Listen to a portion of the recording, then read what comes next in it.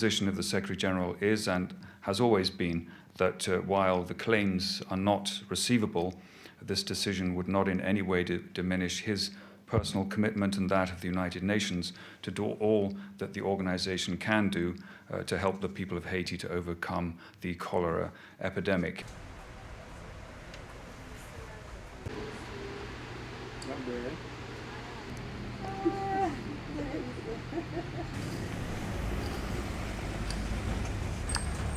The financial aid would help cover immediate needs for the rest of the year, notably for the most vulnerable 935,500 people who have not yet received assistance and who are at risk of cholera or from the hurricane season. And this humanitarian action plan, now revised, is underlining the cholera response as a key priority, and it's earmarked $40 million for critical cholera needs.